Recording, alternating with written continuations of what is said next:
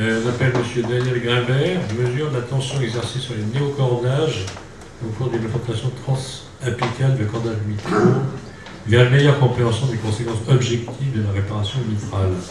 Juste un instant, c'est ça.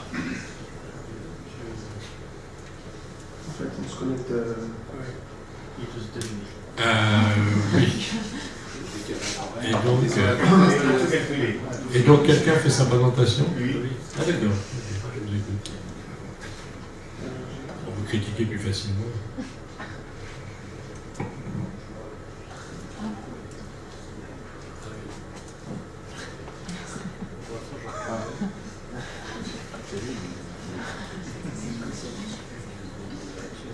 Bonjour. Bonjour. Oui. Bonjour. Vous nous entendez? Oui, j'entends très bien. Ok. On vous écoute alors. On vous écoute. Parfait. Alors, je vais commencer par essayer de partager mes slides. Est-ce que vous voyez mes diapositives? C'est parfait. On voit très bien. Formidable.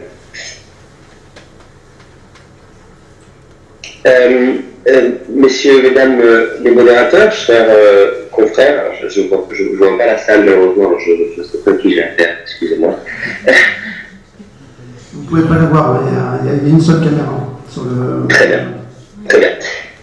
Eh bien, merci de me donner l'opportunité de présenter ce travail que j'ai réalisé depuis maintenant 2 ans avec le professeur Obadia au CHU de Lyon et également avec une équipe de l'INSA, le LGEF, avec les noms qui apparaissent ici.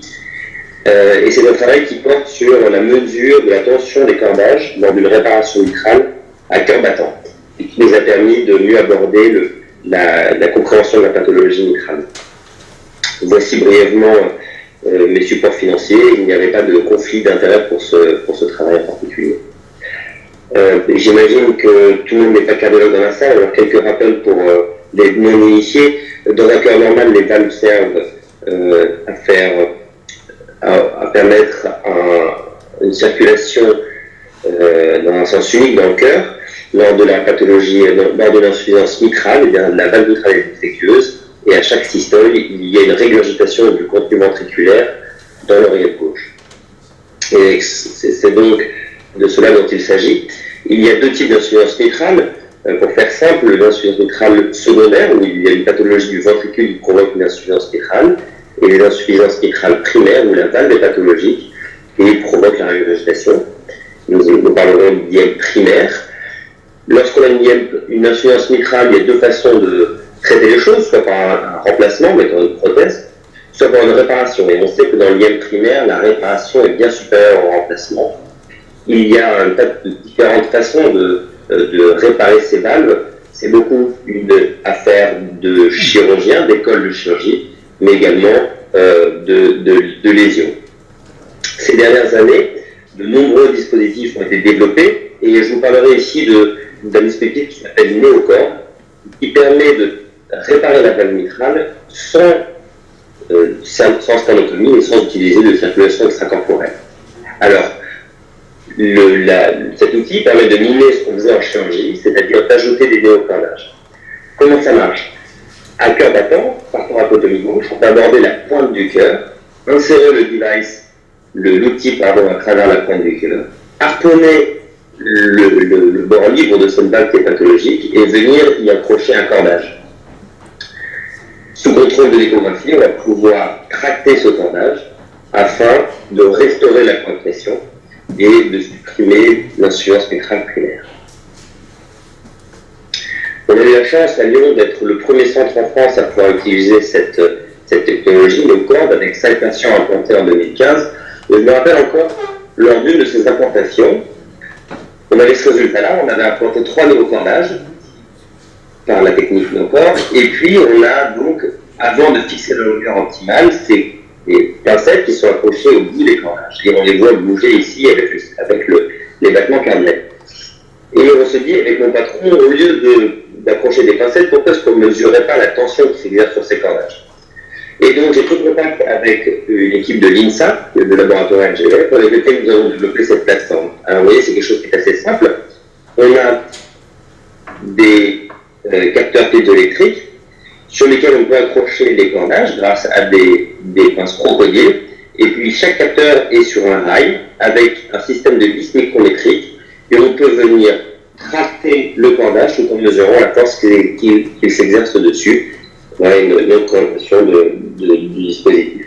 On a fait un protocole qui a été validé par le comité d'éthique de la Société française de cardiologie et débuté les implantations dès 2016. Et je vais vous présenter les résultats de ces implantations chez cette patiente. Alors, les résultats sur le plan clinique, c'est assez semblable à ce qu'on voit dans la littérature pour cette technique, qui est relativement nouvelle, avec donc une expérimentation qui est facile, qui ne fait pas perdre de temps, et avec des résultats cliniques qui sont bons. La première étape de la mesure, après implantation du cordage, je vais vous présenter ici ce qui a été fait chez un malade après qu'on ait implanté 4 néocordages comme ceci. Donc on commençait par traiter un seul cordage, donc là par exemple le cordage jaune, et donc vous voyez ici la mesure de la tension. On met en traction de façon progressive le cordage jaune et on voit donc une tension qui s'élève progressivement jusqu'à atteindre un plateau. Voici l'autre représentation de ce que je viens de vous parler. Et donc, on a une tension sur ce cordage entre 0,8 et 1 Newton avec une tension qui évolue avec la respiration. Dans la deuxième partie de notre protocole, il s'agissait de mettre en tension les autres cordages. Et donc, par exemple, ici, on commence par tirer le second cordage rouge. Donc, tous ces cordages sont sur la même zone de prolapsus. Et donc, en mettant en tension progressivement les cordages, on voit que la tension sur chaque cordage diminue. Voici une autre représentation de cela. Quand on a un cordage qui est mis en tension, je vous ai dit tout à l'heure, on a une tension sur ce cordage qui est entre 0,8 et 1 Newton. Et puis progressivement, quand on tire les autres cordages, on voit que la tension initiale est divisée par le nombre de cordages qui sont mis en tension. À ce stade, habituellement, il persistait ce qu'on appelle une valorisation. On voit ici que les deux feuillets ne sont pas à la même hauteur. Et en général, il est également une petite fuite. Donc, le dispositif permettait de tirer de façon synchrone tous les cordages ensemble. Et ce qu'on a observé, et c'est probablement une des observations les plus intéressantes, c'est que lorsque l'on tirait plus, lorsqu'on remettait cette balle dans un état physiologique, eh bien la tension globale diminuait. Plus on tirait, moins il y avait de tension. Une valve normale avait donc un stress de l'appareil sous-valvulaire qui était minimum. Et c'est probablement ça qui permet que cette valve garde son intégrité au cours de la vie. C'est qu'une valve qui est normale a un stress minimum. Alors, c'est une donnée qui est originale, unique. On s'est posé la question de pourquoi et des mécanismes physiologiques étaient mis en jeu. On a fait 3 hypothèses. La première hypothèse, celle de gauche, c'est que lorsqu'on a un prolapsus, eh bien, la forme de la valve oriente le flux vers cette zone prolapante et donc on a une tension maximum à cet endroit-là. L'hypothèse du milieu, c'est de dire que lorsqu'on recrée une coaptation, eh bien, on crée en fait un endroit où les forces s'annulent, là où les deux feuillets se touchent, et donc on a une disparition des forces à cet endroit-là, et donc moins de tension sur les cordages. Une dernière hypothèse, il est maintenant bien montré qu'il y a dans le cœur des vortex de flux, et lorsqu'on supprime l'insuffisance mitrale, eh bien, on recrée des vortex normaux, un flux normal, avec un flux qui est plus dirigé vers la voie d'éjection aortique et moins vers les feuillets, et donc une diminution du stress à cet endroit-là. Il y a des limites. La limite principale, c'est que probablement que l'axe des cordages qui sont mis par cette technique par l'APEX, ce n'est pas le même axe que l'axe des cordages naturels, on va dire, et donc les tensions qu'on mesure ne seront pas exactement dans le même axe que dans l'axe physiologique. Ce travail a permis de faire une publication qui est parue récemment dans le journal Thoracic and Cardiovascular Surgery, avec les conclusions suivantes. On avait un dispositif qui permet de donner des données originales sur la physiologie mitrale. C'est un outil qui est facile à utiliser, qui est simple, qui est sécuritaire. On s'imagine bien qu'en cas de traction excessive, on va avoir un nombre au lieu de juste avoir une sensation entre les doigts. et que ça apporte de la sécurité. Et puis, on introduit également le concept de chirurgie guidée par des données physiologiques. En réparation mitrale, le résultat, l'évaluation tient beaucoup à l'expérience du chirurgien et pas tellement à l'objectif, et là, on a enfin des données. En termes de critique, il y a beaucoup d'étapes de développement à venir. Ça reste un modèle, je vais dire, clinique, donc on ne peut pas tirer, relâcher pour regarder ce que ça fait sur le patient, évidemment. Et puis, c'est la première fois que ce genre de paramètre est mesuré, et donc il faut évidemment valider ce paramètre. Et ensuite, alors il y a des perspectives cliniques. On continue à utiliser cette plateforme chez tous les patients qui sont implantés à Lyon. On améliore en ce moment la plateforme avec l'équipe du LGF pour permettre de la dupliquer pour qu'elle puisse être évaluée et utilisée par d'autres équipes. Il y a des perspectives industrielles. L'objectif est, donc le dispositif a été breveté, l'objectif est éventuellement vendre la licence d'utilisation à des compagnies comme Neocor par exemple. Et ensuite, pardon, c'est pas industriel, mais c'est de recherche, des perspectives de recherche. En fait, ce travail est la base de mon travail de thèse qui porte sur l'évaluation multiphysique des conséquences de la réparation de la valve mitrale. Et ce travail de recherche, cette thèse a trois volets. Il y a un projet collaboratif français qui fait l'objet d'une demande d'ANR actuelle. L'objectif, c'est d'utiliser des outils de simulation numérique pour pouvoir mieux comprendre les résultats qui ont été obtenus. Il y a un travail de collaboration industrielle que je fais avec Neocor. On travaille avec une équipe d'Atlanta à Georgia Tech pour pouvoir mesurer ce paramètre sur d'autres types de simulateurs et valider nos mesures. Et il y a enfin mon projet de mobilité, et c'est pour ça que je vous appelle de New York actuellement, au Mont Sinaï, où je développe deux outils qui pourraient être utilisés pendant la chirurgie mitrale afin de donner des paramètres objectifs au cours de la réparation. Voilà, merci de votre attention. Ce que je vous propose, c'est que chaque questionneur en fait vienne poser des questions au pupitre. Parfait, merci beaucoup. Merci à vous.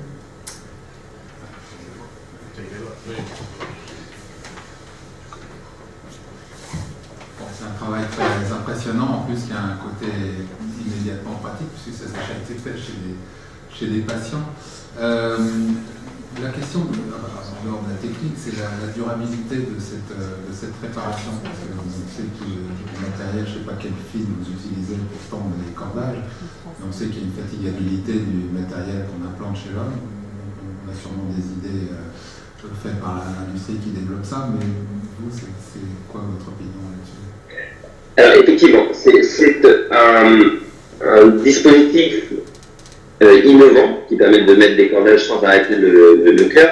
Néanmoins, les fils qui sont utilisés, c'est du Gore-Tex CV4, c'est exactement le même fil qui sont utilisés pendant la réparation habituelle. Donc on est effectivement sur un outil innovant, mais avec une technique qu'on utilise au quotidien au bloc opératoire. Donc ça c'est j'allais dire, assez rassurant.